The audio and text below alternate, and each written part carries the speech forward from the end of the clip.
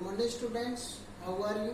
जैसा कि आपको पता है, हमने अगले टॉपिक पर डिस्कस किया था अलंकार, और अलंकार के बाद हम सेकंड टॉपिक पर डिस्कस कर रहे थे जो माध्यमिक शिक्षा बोर्ड राजस्थान में ये 2 अंक का आता है। ये इसके संबंधित क्वेश्चन कितने अंक का आता है? 2 मार्क्स का। देखिए, हम बातें कर रहे थे शब्द शक्ति। शब्द शक्ति के मैंने आपको अर्थ और परिभाषा तो आपको अगले वीडियो में मैंने आपको बहुत अच्छे से पढ़ा दिया है। इसके साथ ही जो शब्द शक्ति का टॉपिक भी हमारा चल रहा था, उसको नेक्स्ट आगे बढ़ाते हैं और देखते हैं कि शब्द शक्ति के भेद कितने होते हैं, और उसके बारे में बहुत अच्छी तरीका से हम एक्सप्लेन करते हैं।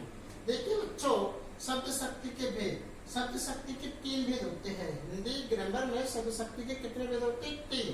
ये तीनों शब्दों से बने हुए। पहला शब्द है वाचक, दूसरा है लक्षक और तीसरा है व्यंजक। तो ये 3 शब्दों से ही 3 शब्द शक्ति बनी हुई है।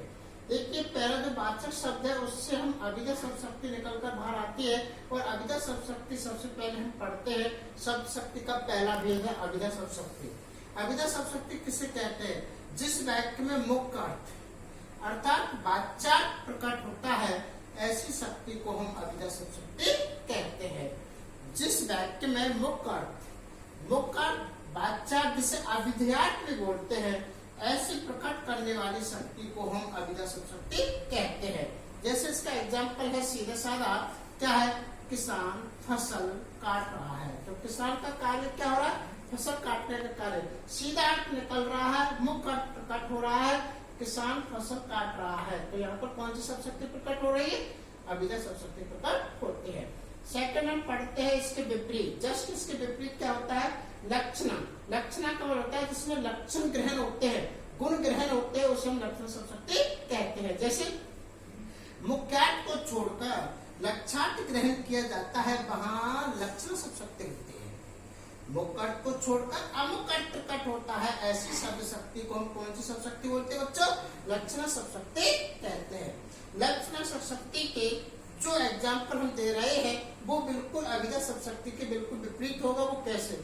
हम तो गंगावासी हैं, तो यहाँ गंगावासी शब्द का अर्थ हम लक्षण ग्रहण से ले जाएंगे कि गंगावासी अर्थात गंगा के समान पवित्र युक्त। गंगा के समान क्या है? पवित्र युक्त, अर्थात गंगा के तट पर निवास कर रहे हैं। इसका मतलब गंगा के समान क्या है?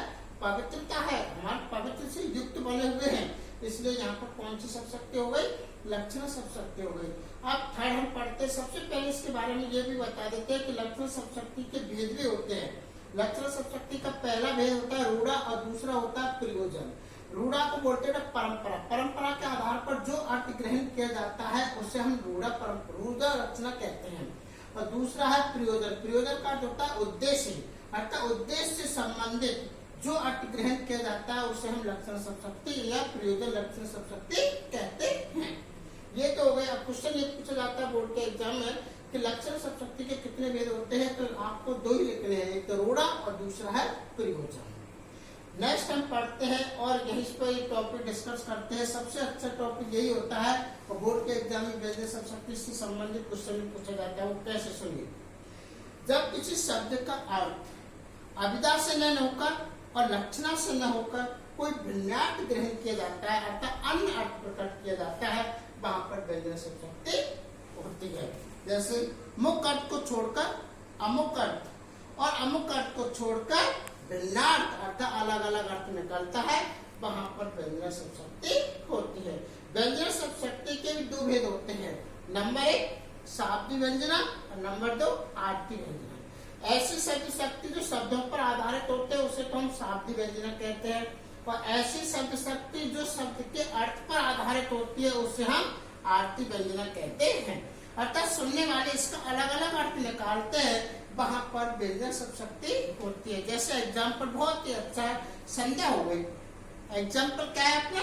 संध्या हो गई। तो यहाँ पर संध्या होने का मुख्य और अमुख्य दोनों को छोड़कर कोई तीसरे अर्थ की कल्पना करते हैं कि संध्या हो गई। संध्या होने का होता है शाम हो गई, और शाम होने के लिए हम अलग अलग जो कार्य करते हैं उसी के आधार पर हम अपने कार्य को करने लग जाते हैं। जैसे संध्या होने का मतलब पुजारी पूजा करने का समय हो गया है, अर्थात ग्वाला होता है वो गांव को वापस लाने का समय हो गया है।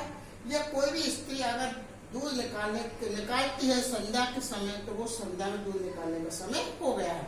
इसका मतलब होता है कोई भी कार्य किया जाता है उसका अन्य अर्थ लगा लिया जाता है। जैसे कुमार ने कहा बेटी बादल हो गई, कुमार ने कहा बेटी बादल हो गई, तो बेटी बादल होने का तात्पर्य क्या है कि बरसात होने वाली है, गीली मिट्टी हो जाएगी, इसको मिट्टी को अंदर ले लिया जाए। इस प्रकार से यहाँ पर कौन सी शब्द हो जाती है, व्यंजना शब्द होती है। कौन सी, व्यंजना। बहुत अच्छे समझ में आ गए हो बच्चे, ध्यान से सुने। बहुत थैंक यू।